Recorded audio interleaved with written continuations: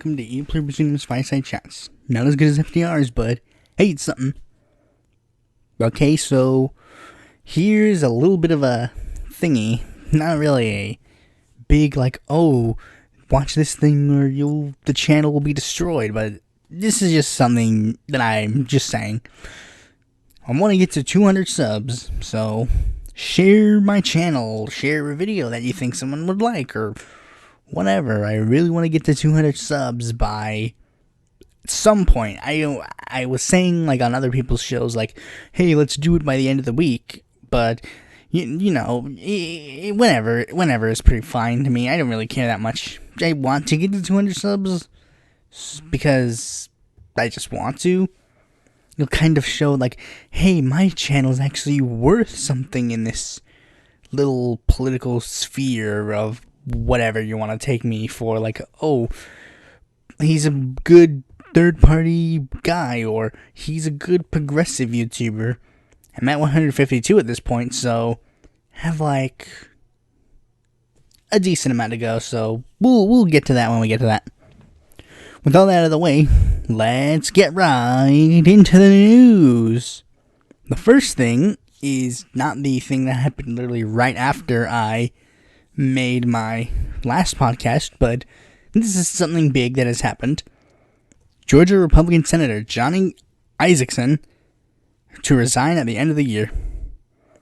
Georgia Republican Senator Johnny Isakson announced Wednesday that he will resign at the end of the year, citing health concerns. Isakson, the chairman of the Senate's Ethics and Veterans Affairs Committees, will leave after decades in elected office, claiming the distinctions as the only Georgian ever elected to the U.S. House, State Senate, U.S. House, and U.S. Senate.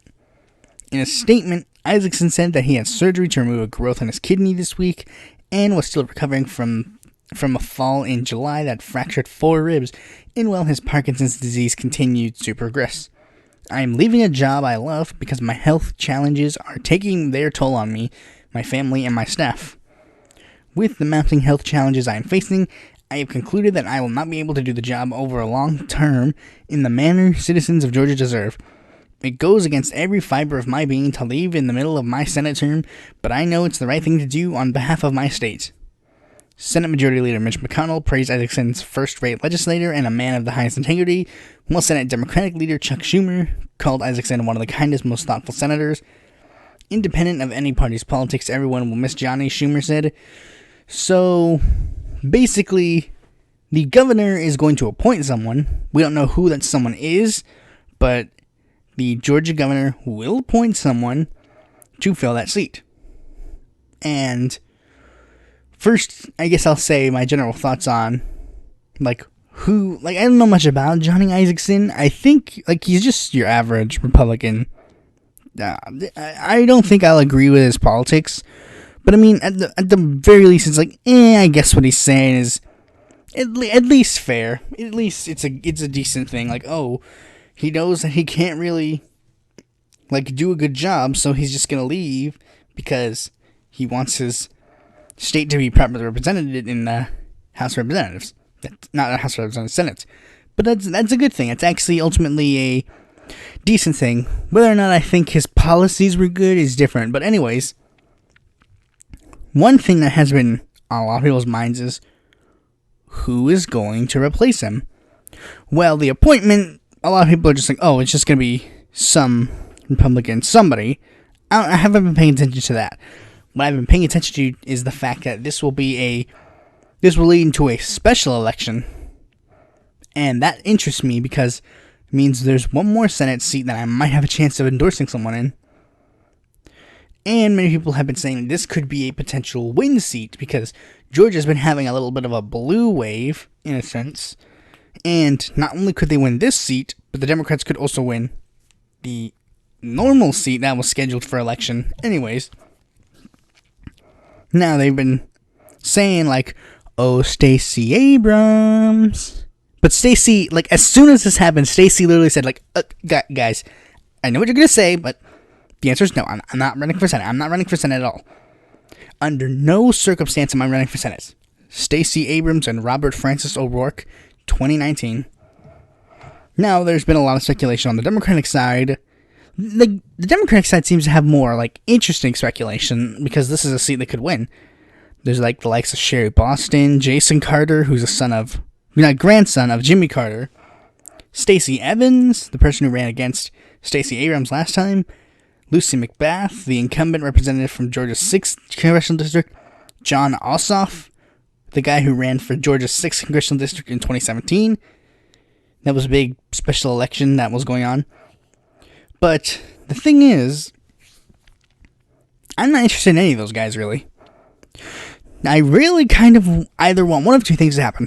One, I want Edward, Terry, or Atkenahen Amun, one of those two, to go to the other seat. Because they both seem really progressive, but I already endorsed Atkenahen Amun, and I'm really not interested in endorsing him. I'm gonna keep Atkenahen there. Atkenahen earned a spot fair and square, and I think he's a really progressive guy. And even to an extent, Terry has kind of been a little vague on some things. Like, he hasn't even said like his healthcare plan. But I mean, I do kind of want someone to be running in that seat that I like. There's truly only one person that I think I would really want to run for that seat. Cynthia McKinney. I really want Cynthia McKinney to run for that seat. Now, she can run as a Democrat, she can run as a Green, she can run as a Libertarian. I don't give a shit. But I want Cynthia McKinney to run for the seat. I've never endorsed Cynthia McKinney for any of her elected offices because I was either not politically active or there was someone else more interested in running for the seat. Like, for example, I wasn't politically active with Hank Thompson. Not Hank Thompson, is that his name? The person who succeeded her. I wasn't interested in that race because I wasn't politically active at the time. I was like 5 or something. And in the 2008 election, when I did that whole thing where I'm like, oh, well, let me see who I'll vote for in this election, I didn't pick not Stacey. Why am I confusing Stacey Abrams for Cynthia McKinney? McKinney's way better than Abrams. Like, I didn't endorse McKinney because Nader's in the race. Nader was the bigger progressive, like maybe more left than her, I don't know. But he was definitely the bigger name progressive. And, well, I mean, I really kind of want McKinney to run for this seat because that'll give me a chance to endorse her. Like, it's a problem I have. Like, a lot of these people that I'm interested in, they're like fucking... They don't run. They just bitch and moan on Twitter. Like Rocky Anderson. Why didn't you run for Utah Senate seat, Rocky? Come on. I like you, Rocky. Would have probably voted for you in 2012, bro. Jill Stein, you could have made a whole Massachusetts Senate run. Like, it's a problem I have with these third-party presidential candidates in general. Like, I think that third-party presidential candidates should be allowed to run 100%. But the thing is, for some reason, they do not take their big nameness that they got and then transfer it into something smaller. Like, for example, Ralph Nader, after he lost in the 2000 election, why didn't he go to a state? Let me see. Let me check. Did Connecticut have a 2004 congressional or something? Yeah, in 2004, Ralph Nader could have ran for Senate as an independent, or even with the Greens, hypothetically. The Greens went on the ballot, I guess. They didn't run a candidate, but maybe they would have if Nader was in the race. Nader could have taken his presidential, buzz, ran in the Senate. Hell, he could have even ran as a Democrat. Make him say, oh, I'll run as a Democrat now, so that my voice can be heard or something. People would have called him, maybe some people would have probably called him a hypocrite or whatever, but people would have been like, yeah, great, good, and I think Nader could have won. And Stein didn't do this either. Neither did David Cobb, but then again, who cares about David Cobb? Kevin Z said that Cobb sucked anyways. But honestly, the only one who actually tried this was Cynthia McKinney. Because she ran for her old seat in... she ran for her old seat back in 2000 something. She ran for her old seat like in 2012, and she didn't win because the Greens weren't on the ballot. But she did. She ran. It's more I can say for the other guys. She at least attempted to do that, but really, there's not much that could be said. I want McKinney to run for the seat. And this is ironic. It came around the same time that Adam Kokesh was trying to draft her to run for the Libertarian presidential ticket. And I honestly don't want her to, but hell, maybe I would be 100% accepting if she ran with the Libertarian Party in Georgia. That would have been good.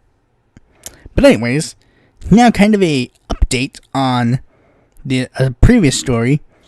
Kennedy confirms that he's considering a Senate bid against Markey. Massachusetts Rep. Joe Kennedy confirmed on Monday he's considering running for Senate next year, setting up a potential blockbuster Democratic primary against Senator Ed Markey. Over the past few weeks, I've begun to consider a run for the U.S. Senate. This isn't a decision I'm approaching lightly, and to be completely candid, I wasn't expected to share my thoughts too soon. Here's the thing. He has officially filed with the FEC to run.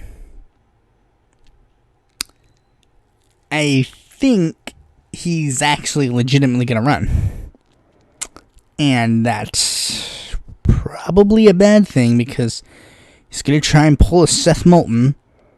For those who don't know what that means, a Seth Moulton is... I'm using this to describe a political strategy that was used with Seth Moulton. Not when he ran for president, because no, he couldn't do that for his presidential run. He did it when he first ran for the House of Representatives against James Tierney. Okay, so Seth Moulton, he is well known for being a moderate. Well, he ran against James Tierney, who is a well-known progressive candidate. However, Moulton tried to run as a progressive insurgency campaign against him because he had new ideas and was going to make the U.S. political system change. He was the new face of the U.S. political scene. But here's the thing. He never campaigned on, actual issues. He purely just hammered in the fact, oh, he's old, I'm young. He's old, I'm young. He's old, I'm young. And it worked. Somehow Moulton, replaced him. Because here's the thing, everyone keeps saying, how, oh, the Massachusetts liberals, they're so left. Massachusetts, California, and, New York are always, these super left places. So left, they make your head spin. But how am I, a person in swing state North Carolina, further left than blue state Moulton? Especially considering states like mine are always used as oh, they're the reason why you can't move too far to the left, because you'll lose the swing state voters. I'm a swing state voter and you'd lose me if you're not going left enough. I call it the Moulton strategy because Moulton used it in Massachusetts, but it's technically also the Swalwell strategy. And to an extent, Ayanna Pressley did it because she primaried Mike Capuano, who's apparently this super lefty guy that nobody seemed to know about. But anyways, I think at least Ayanna's at least open, she did openly say, to be honest, we're probably both the same amount of left, but I'm just saying we need to switch our faces out every once in a while, you know what I'm saying, boys? But anyways, let's move on to the next story. This one's actually focusing on the Green Party. Youngstown School Board member recognized as Green Party official candidate. Youngstown School Board member Dario Hunter has qualified to be an official candidate for the Green Party in 2020. He's the first candidate to do so under the Green Party's small donor threshold. You see, to be recognized by the Green Party, candidates need to receive signatures and support from party members and must raise $5,000 in campaign funds from at least 5 different states or obtain 100 donations of at least $10. Like, this is actually kind of momentous because I think like Howie like just got it from the get-go, but Dario actually had to work for it, and this is actually pretty good. I'm looking forward to the other Greens getting this opportunity because, the Greens, they seem to be having a bit of a iffy thing in regards to their primary because it seems a little off, like weird, strange, if you will. Many people have been accusing this of being like Hillary Clinton 2.0. I don't think it's that far off. I think it's mostly just like the Greens maybe having a bit of a bias to Howie. But I mean, it seems very iffy on some regards. And no matter who says oh, maybe blah blah blah blah blah, but no, it seems a bit iffy. Anyways, this is a weird story. Alabama Republicans approve resolution calling for Ilhan Omar to be expelled from Congress. Alabama's Republican Party is urging state's congressional delegation to begin the process of expelling freshman Representative Ilhan Omar from the Congress. The state GOP supported a resolution calling for Congresswoman's ouster as in a summer meeting in Auburn in the past weekend, according to the AI.com. The committee reportedly approved a resolution on a voice vote after it was introduced by Representative Tommy Haynes. The resolution calls on Alabama's congressional delegation to proceed with the expulsion process in accordance with Article 1, Section 5 of the U.S. Constitution. Because they're like, oh, she's anti-Semitic. Blah, blah. That's their whole thing. Now, I'm going to look up what Article 1, Section 5 of the Constitution is, because, maybe they're going to try and say, the technicality. Each house may determine its rules of its proceedings, punish its members for disorderly behavior, and with concurrence with 2/3 expel a member. They're literally just saying, oh, you should expel a member just because. What?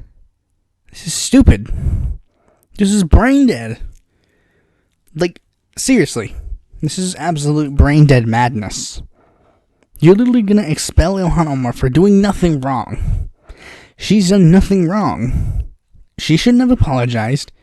Nancy Pelosi shouldn't have said, tried to condemn Ilhan Omar because she's done nothing wrong.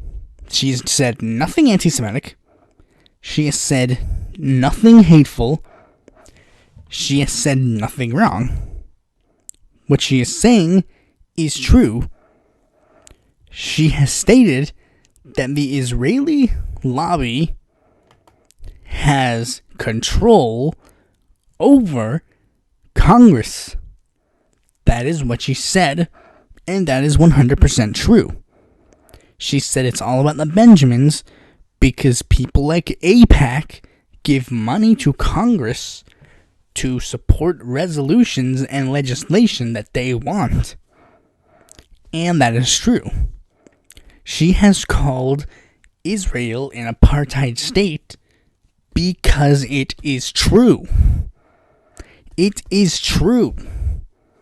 They have expanded beyond what was given to them by the United Nations, and by doing so, they have killed, literally they have massacred Palestinians, and they've gotten no repercussions. This is not controversial to say, because it is true. And many people are like, oh, why didn't she criticize Saudi Arabia? She has. She's supported a resolution to stop our aiding and abetting of a Saudi Arabian crisis. Murder of Yemenis. this is like weird, like perplexing. Why the hell do people like just automatically be like, oh no, we have to support Israel because if you're not, you're anti-Semitic? Okay, give me a legitimate reason why we should support Israel. Give me one. No. Here's the reason why you can't. Because here's the thing. Aiding and abetting Israel, that's the default. That's the default. You can't question why we're doing this, why we're aiding and abetting Israel. You can't say why, but you have to just accept it. It's just true. We just have to do it. Supporting Israel is the default position, and anybody who deviates, they're the wrong ones. They're the anti-Semites. They're the bad guys. You do realize that the money we give Israel is pretty much directly used for funding their military to just massacre Palestinian people who literally just want to have a home. Their homes are being taken away from them, stripped away from them, and then they're being massacred if they fight back. Like, I mean, I'm not saying like, oh, everybody who's against Israel is immediately like a bad, like, no. Like, there are people who are against the state of Israel for legitimately anti-Semitic reasons. I can accept that. That's 100% true.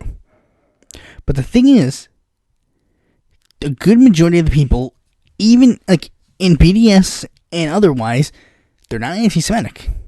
They are proposing legitimate criticisms of Israel and are proposing legitimate counter-arguments in how to protest Israel. Like, anybody who says the BDS is anti-Semitic in any way is stupid. They're just stupid. 100%. They're just stupid. There's no question about it. You're dumb. And pretty much the only reason that the U.S. government is 100% okay in just looking the other way and aiding and abetting Israel is because we're a bunch of Bible-thumping fat asses who are just like, oh no, if the Jews are all in this place, then Jesus comes back. Ooh, the magical flippity flu. We're gonna get the magical flippity flu if we put all the people here. Ooh. It's stupid. It's just, I don't even get, like, people are just like, it's just default. It is a little bit the Benjamins, because if Israel didn't give them any money, I 100% guarantee you, Congress would not give a shit about this Israel crisis. And here's the thing. The U.S. aiding and abetting Israel and getting, like, all this money because of it, due to AIPAC and other people, it literally goes against the safety of the American people. Because here's the thing. Many people don't realize this. Many people keep glossing over this. The reason that many of these Islamic terror attacks happen is mostly stemmed from the U.S.'s aid and support of Israel. You cannot ignore that. And the thing is, yes, there are some situations where you can say, well, maybe it's beneficial. Like, yeah, we're kind of opening ourselves up to terror attacks, but we'll get this in return. What are we getting in return from our allyship with Israel? What are we getting? We're getting nothing. Nothing. Just zilch. But we're supposed to aid and abet Israel because they asked us nicely, like, America, please come save us. Oh, boo-hoo. It's very... I bet there's a bunch of people in the comment section right now at this point probably being like, you're an anti-Semite because you didn't support Israel. It's not true. I don't support the idea of, not even like just of the U.S. supporting Israel. Like, I want to get out of all the countries. I don't care about any of the, like, affairs of the whatevers. Like, I legitimately do not care. Let's move on from this because we kind of just got worn out from the Israel talk. Hey, maybe I'll have to debate somebody on Israel because I guess I'll just leave you all with a free Palestine. But anyways, now moving on to the 2020 watch. First, we have someone entering in the presidential race. Joe Walsh, Republican, challenges Trump, saying he lost his radio show. Joe Walsh, the former congressman who's challenging President Trump in the Republican primary, said Monday night in a CNN interview that he lost his popular radio show and had just received a notice before arriving to the studio for the sit-down. Walsh told CNN's John Berman that he expected to move because nearly 80 to 90% of his audience supports the president. Now, here's the thing about Joe Walsh. Joe Walsh is a Tea Party conservative, originally running as more of a moderate in the 90s, but he kind of got his stint in U.S. politics because he was a Tea Party conservative, like a super paleocon, like libertarian-leaning-esque type, like Republican. But, like, that'd be one thing if he was running as that, but here's the thing, like, maybe people point out, like, that's kind of what Trump is. Conservatives like that, and particularly Walsh, is known for their flair, like their gutso, like they're not afraid to be PC, like be anti-PC. Walsh has said the N-word like a lot of times, and has said like, "Oh, Kamala said something stupid. She's a black lady. That's her excuse." He said like at one point he literally said like, and this was like during Trump's administration, like Trump says there's shithole countries. Well, no duh, they're shithole countries because they're run by blacks. I'm not kidding. This is true. And this guy, he goes on like national news and it's like, "Oh, I think that Trump is bad and he's a bad person." Like, it's pretty clear that he's just fucking stupid. Like, he has been torn through the fucking rug. Like, he has nothing. That's the thing. Any of these... But here's the thing. A lot of people have been eating up the Walsh candidacy because, like, oh, Walsh, he's challenging President Trump because he's trying to bring decency back to the United States. You want me to give you a list of people who have done this? Lindsey Graham, Glenn Beck, Mitt Romney. You know, there's a couple other people. Those are the ones that are big when it comes to my mind. They are like Republicans, and they like say like, "Oh, like this, I hate Trump. Trump is a bad man." They go on the news. They say like, "Oh, Trump is evil and he's a very bad person," and blah blah blah. The media eats it up, and they go like, "Oh, this guy is running as an anti-Trump person. He will be our savior. We shall be saved. The GOP has a new savior." And then, lo and behold, they just go like, "Psych, I'm supporting the president." Because I think Romney has officially endorsed Trump. I think so. Let me check. Like, a lot of other people who are like super anti-Trump, like Mike Lee, have endorsed Trump.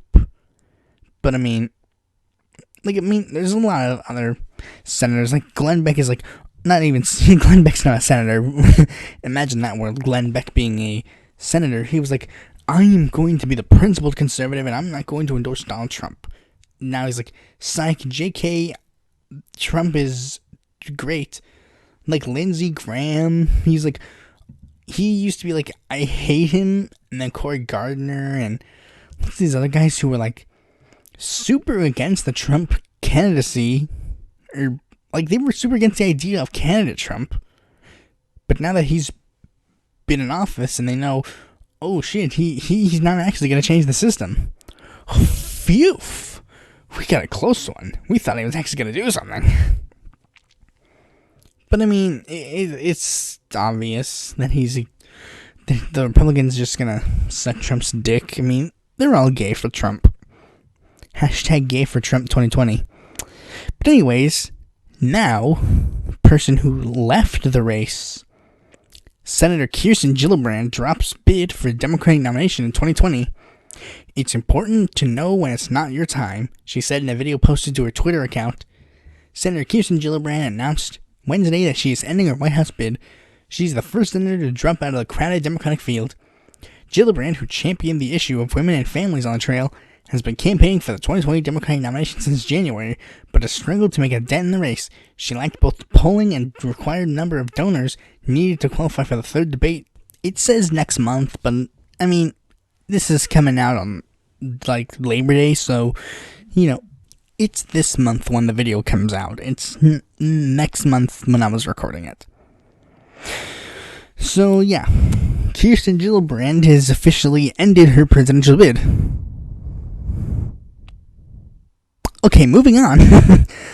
I mean, to be honest, there's nothing to say. I mean, Kirsten ran. Now she didn't. There's literally nothing to say. She's not made a dent, really, in the 2020 race. Even someone like Corey has at least tried to, and made at least a name for himself. Gillibrand, at most, she's made herself to be, the first SJW to run for office. Okay, to be fair, Brianna Wu has that covered already. But, I mean, Kirsten Gillibrand, that was pretty much her presidential campaign. The SJW, or the, she was the SJW, or the Me Too candidate. And she didn't even get that right sometimes, because I think one of her campaign staff, the head of her campaign staff, was, accused for sexually assaulting someone. But anyways, I'm not gonna hold that against Kirsten. That's neither here nor there, really. So I guess that leaves one more candidate to bite the dust. We got a couple more to go. Who's gonna drop out next? Wayne Messam. I mean, Wayne, you got it. Seth, he was smart enough to know it when the boy, your time is next. Okay, so one more thing. The debate lineup has finally been revealed for the next debate in September. Well, I say in September, but this is also gonna be on YouTube on September, so the next presidential debate for the Democratic Party, we have a new, the lineup for the debate. So anyways, the lineup for the debate goes like this. Amy Klobuchar, Cory Booker, Pete Buttigieg, Bernie Sanders, Joe Biden, Elizabeth Warren, Kamala Harris, Andrew Yang, Robert Francis O'Rourke, and Julian Castro. There's a lot of names that are left out, like Marianne Williamson, Tulsi Gabbard, and Tom Steyer. Now, Tom Steyer, he can be not left in the race, but Tulsi Gabbard is the interesting one because she's having a bit of a debacle because, here's the thing. And I got into a argument with someone on this, and they just keep saying, no, this doesn't happen. But I pretty much pointed out the simple truth about the matter. Tulsi Gabbard has gotten Mike Gravel, and Mike Gravel was Lawrence Lessig. So, here's pretty much what happened. Tulsi Gabbard has met the 2% threshold in 26 polls. 26 polls, Tulsi Gabbard has met the 2% threshold. And it just so happens that only 2 of those polls count. Why is that? Well, it seems the DNC has officially said that certain polls qualify, while some don't. Why? I don't know. In fact, some of the polls that they counted were actually more qualifying than other polls. Here's the thing. If, it says here, if the DNC, 538 made a thingy where they pretty much ranked the, scientific accuracy of all the polls, and they've pretty much broken it down like this. If they just counted the pollsters that had at least a B minus then Tulsi and Steyer would have been included. If at least all the polls that were B- accurate, like out of all the accuracies, it's like, oh, they missed only a little bit. Like, Tulsi would have been in the debates. But it just so happens, no, only 2 of those count. And the thing is, I had this debate with someone, and I just kept pointing out the simple truths. If these polls were included that were 100% actually proven to be more accurate than polls that were included, then Tulsi would have been in the debate. And he's just like, no, this is fine. This isn't her being screwed out of the debate. They said these rules months ago. It's fine. It's fine, bro. It's stupid. I don't even see why I bother, because these centrists, they have their heads so far in their ass, they have no idea what is going on. They've taken so many blue pills that their dicks are like 10 meters wide. Get it? Because Viagra, blue pill, haha, get it? Funny joke. I'm a serious political commentator, guys. I make penis jokes. But anyways, now let's move on to the smaller candidate of the day, Jerome M. Segal. Jerome M. Segal, he ran in the Maryland Senate race against Chelsea Manning and Benjamin Cardin in 2018. Now that's interesting, but he is also known for campaigning with the political party called the Bread and Roses Party. It is a socialist political party. That's pretty much all I have to say. It's a socialist political party that he's going to be using as his presidential party in the 2020 election. Now, personally, Jerome probably should have stuck with a smaller race for the time being. You know, maybe he could have just said, like, oh, I'll have, I'll do like this small race. Like, I'll run for the other Maryland Senate seat. I don't even know if Maryland's other Senate seat is up for grabs in 2020, but, like, you know, just say, like, oh, I'll run for this seat instead. I'll run for the House of Representatives, or I'll run for something else. Probably would have supported Jerome Segal if he did that, but he's going to go for the presidency, and I'm like, bro, I don't really think that you should try for the presidency. But, you know, whatever. I mean, I'm all for third parties running for office, but, you know, I personally believe, like, maybe you should try to, you know, do something, like, good. Do something interesting. Try to actually make winnable seats. But anyways, whatever. Now, let's move on to the main subject of this video. Canada. Well, only if you make it boring. Well, you see, I'm gonna go over something even better. The Canadian political system. Shut up, I'm gonna do what I want. So anyways, the Canadian 2019 elections for their parliament. You see, this is semi-interesting in regards to world politics to an extent. I mean, not even really, I don't even know that much, but anyways, Canada is our neighbors to the north, obviously.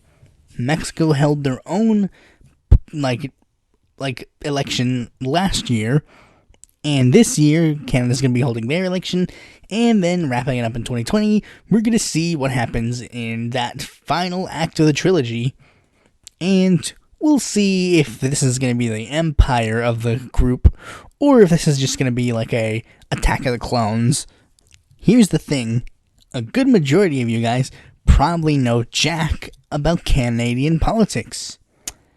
Well, I'm going to give you a brief rundown of the people who are important in the 2019 Canadian federal elections.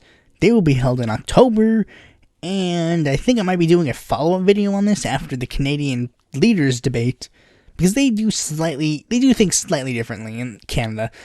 I'll explain a little bit later, but anyways, here is the Canadian this is the Canadian elections for their federal offices, they have six major parties, and by six major parties I mean six parties that have, representation in their parliament. Well, technically they have a lot more. I'll get to that, don't worry. So first, we're going to be going over the current major, the biggest party in Canada. Its leader is Justin Trudeau, who is the current Prime Minister of Canada, and he is the MP from Papineau. I think that's how you pronounce it right. It is politically placed in the center of the political spectrum, with some tendencies of leaning a little bit to the left, just a tiny bit, not too much. Like the Democratic Party and its neoliberalism. It's pretty much that. It's like the establishment wing of the Democratic Party if it was its own political party. Just put the word neo in front of the Canadian Liberal Party and you're pretty much all set. So yeah, that's pretty much the basics of it. It does have some, it kind of markets itself as left-wing,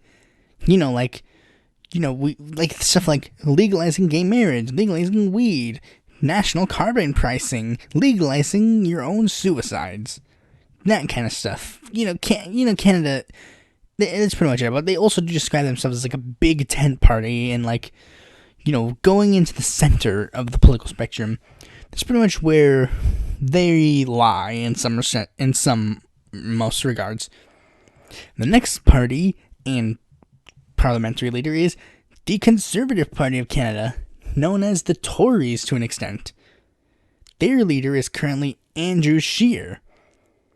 It is currently placed in the center-right to right-wing of Canadian politics. It is conservative, liberal conservative, fiscal federalism, conservative liberalism, and economic liberalism. It is kind of, liberal conservatism is, the thing is, Canadian, Toryism, or, it's kind of like a center-right-ish thing. They're not a strict, hardline conservatives. They're not even, the Conservative Party of Canada isn't even really socially conservative, to be quite honest. Because the thing is, social conservatism turns Canada off. They don't like that. They're more accepting. They're more open. The Conservative Party has kind of had to throw away a lot of its conservative ideals as the Liberal Party kind of grew and developed and won more power. Because then people will be like, oh, we like this thing that the Liberal Party did. Are you going to excuse me, Conservative Party, are you gonna try and stop this? And they're gonna be like, well, no, we're not gonna try and stop this. In fact, we're actually gonna try and improve it. So yeah, they're usually placed center right to right wing, so they kind of cover most of the right wing bases, but they mostly lean to the center right as a way to kind of, make themselves seem more appealing to conservatives, not conservatives, to make themselves more appealing to Canadians. So yeah, the next party is the New Democratic Party, not to be confused with the New Democrats of America. This one's a little different. You see, it is currently led by Jagmeet Singh.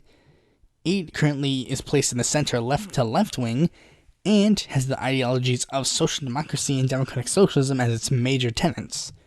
Jagmeet Singh was notable for being the first Sikh to be a leader of a Canadian party, and they have kind of tried to place themselves on the firm, progressive left wing of Canada. What we all assume Canada is, accepting, open, progressive, that kind of stuff. It's pretty much the NDP. It's what the NDP looks like. That's what the NDP is. They are what we consider the stereotypical Canadian. The only difference is they're not all white. They're probably they're pretty there's actually this funny thing because there's this weird this weird thing that happened in the news where some woman, she went to Jagmeet Singh's campaign event and was saying go back to Islam or something, and he was like, I am a Sikh, ma'am. And I personally really like Jagmeet Singh, though when we get into something later in the video, I'll be kind of bad mouthing him to an extent, but not too much. But anyways, we have more to get through. The next political party in Canada is Bloc Québécois. It is currently led by I am going to screw this up probably, but I'm going to check and see if I got it right afterwards. Yves-François Blanchet. Yves-François Blanchet. I'm not going to be pronouncing that right. But anyways, he and Bloc Québécois, I know Bloc Québécois is pronounced correctly. I've done it before with Bloc Québécois, but I haven't done it with Blanchet. I think that's Blanchet. Yeah, Blanchet. Bloc Québécois it is placed on the center left of the political spectrum. It has the ideologies of social democracy, environmentalism, and left-wing nationalism, but it is particularly used in regards to, regionalism, republicanism, and Quebec sovereigntism, because the thing about Canada is Quebec really wants to consider itself its own country. They want to be their own country, or at least distance themselves enough from Canada so that they have their own rules and laws. They want to be separate from Canada because Quebec has this huge nationalistic French thing. Like, Quebec, I think it's not the only one, but it is the one where it's the place that's well known in Canada for being, like, French being its native tongue.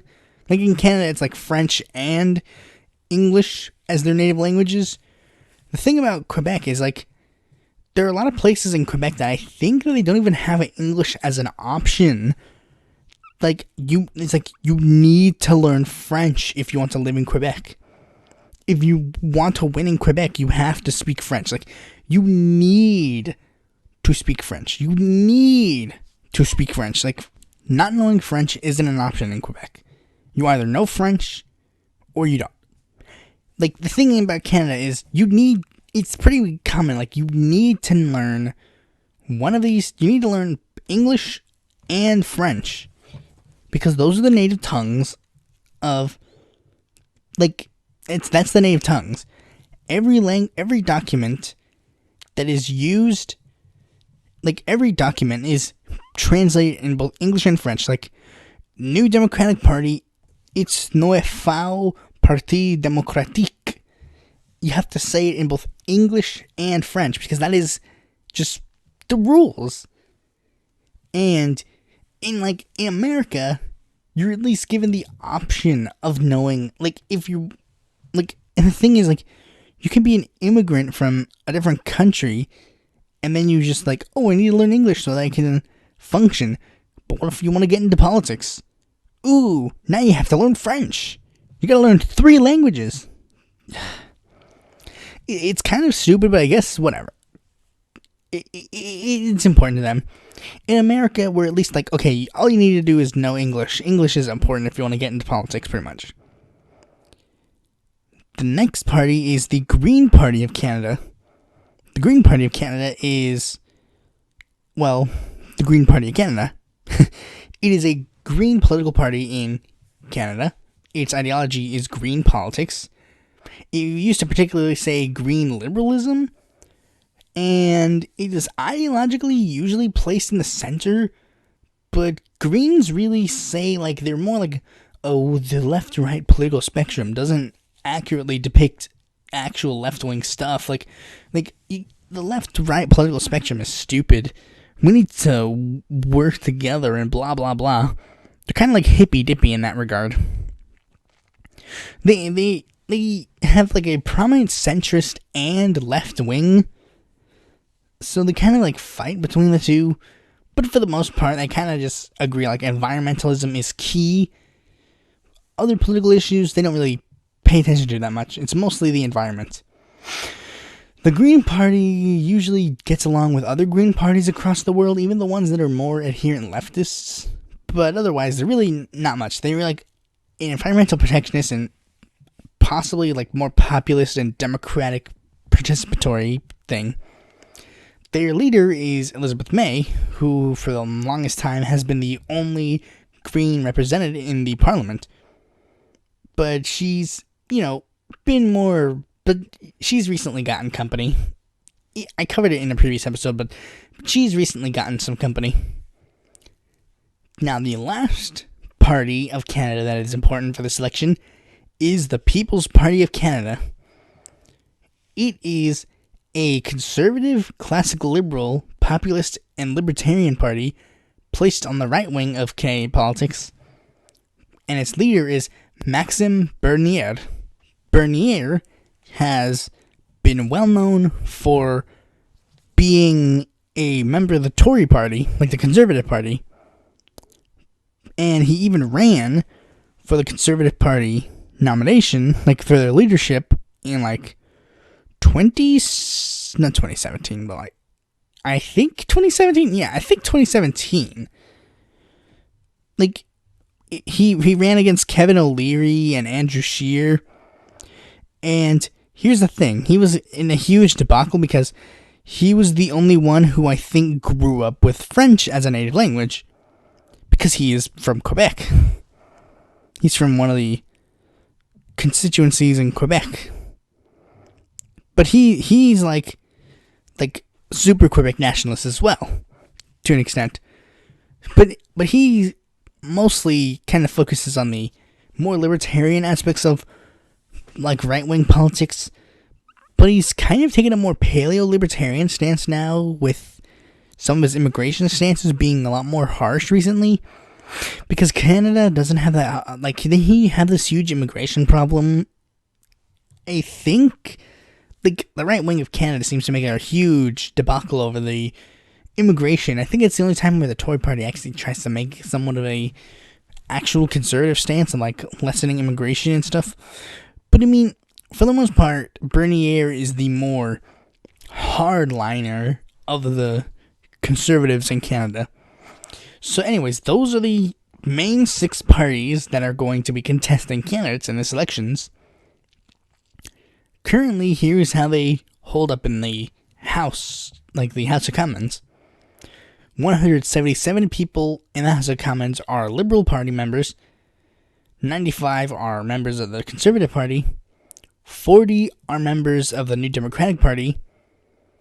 10 are Bloc Québécois. 2 are Greens, and 1 is the People's Party. Have a guess who it is. But anyways, the thing is, there's been a lot of controversies with the elections. Like, Justin Trudeau's been suffering a lot of controversy, and I don't really have all the info to go on it. I'll include a video by JJ McAuliffe in the description or something. And here's the thing, I know he's a member of the Canadian Conservative Party, or at least he identifies as a Canadian Conservative, and has really anti-Trudeau tendencies, saying Trudeau's like super far left, even though it's not true. But, it's the only video I think I have on the subject, and I think maybe Rational National did one too, so I think I'll do both. Like, if Rational National made a video on the controversy too, I'll put that in the description too, but like, Rational National and JJ McAuliffe are the only Canadian YouTubers I can think of that actually talk about their nation's politics. So, I think it's decent enough. We have a Green, kind of lefty type guy, and we have a Tory. So I think it's a decent balance, to an extent, yeah. But anyways, like, he was going through his controversy. Andrew Scheer's going through a controversy because old anti-gay sentiments were found. Maxime Bernier's being accused of, like, racism and stuff due to his more hardline immigration stance. Elizabeth May and the Greens have kind of had some accusations about anti-Semitism, but then again, literally anybody who criticizes Israel is. The one thing that I think is very troubling is Jagmeet Singh. He's kind of done I like his policies, but to be honest, I think he's been kind of doing a shitty job in regards to a lot of his, like, things. Like, I think it's... Okay, let me explain. First of all, there was this whole controversy with Aaron Weir. Aaron Weir is a new Democratic member of the House of Commons who resigned due to sexual harassment allegations. Now, that's fine. He then signed up to be a member of the Cooperative Commonwealth Foundation, which is the political party that was formed before the New Democratic Party. Like, it was the precursor to the New Democratic Party. Then, Paul Manley wanted to run as a New Democratic Party member in a by-election that was going on. Now, Jagmeet Singh refused to let him run as an NDP candidate due to the fact that he expressed some more hardline support against Israel. Like, he took a more hardline stance on the Israel-Palestine controversy, and he took a more hardline stance on it and was taking more of a anti-Israeli thing. Like, he was being more critical of the state of Israel. And Jagmeet Singh was like, no. I think it's best if we avoid this controversy right now. I mean, let's just avoid this at the moment. And Paul Manley said, you know what? Fine. I'm gonna run as a Green Party candidate. And they were like, whatever, bro. You do you, bro. Whatever, fam. Manley then proceeded to win the seat, giving the Green Party their second candidate, like their second member of parliament. And now, just recently, Pierre Natel, a member of the New Democratic Party, was removed from the caucus because he was in talks with the Green Party of Canada. Now, Singh, I think you're doing a pretty bad job at keeping your party together because, like, why not form a coalition with the Greens? Why not? If you're so environmentalist, form a coalition with the Greens. That way you guys can work together on a common goal. The Greens, they have 2 people in Parliament. They're ready for a coalition. And I think Bernier is just going to do a coalition with the Conservatives. Like, hell, the Greens are actually open to doing a coalition with the Conservatives on regards to environmental policy. I know that Jagmeet Singh and the other guys are better on environmental policy, so you can easily win this. Just form a coalition with them. Instead of just chickening out and going like, oh no, you want to run with the Greens? Ew, so disgusting. Ew, gross. Like, come on. Singh, what are you doing, bro? This is not good. If you're not gonna do that, you just might as well stop. So yeah, that's pretty much how a lot of the controversies are going. Now, one thing people have been asking is, who is really gonna win? Now, as much as I'd really like to have like Jagmeet Singh join in with AMLO and Bernie Sanders in regards to like, oh, they're going to make North America a left-wing continent. Here's how the polling is currently going.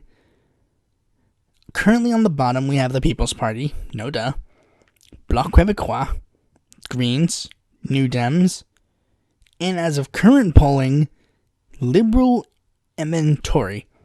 The Conservative Party is currently polling the highest out of all the parties. And since they kind of function more in a parliamentary system where only if they win in certain areas will they actually, like, you gotta elect you don't directly elect the Prime Minister, you have to elect the party members. Like, it seems very likely that the Tory Party will be able to take this from Trudeau, especially considering Trudeau had that whole thing that JJ will explain to you in the comments, not comments, but like in the description. So anyways, that's pretty much all I gotta say for the time being.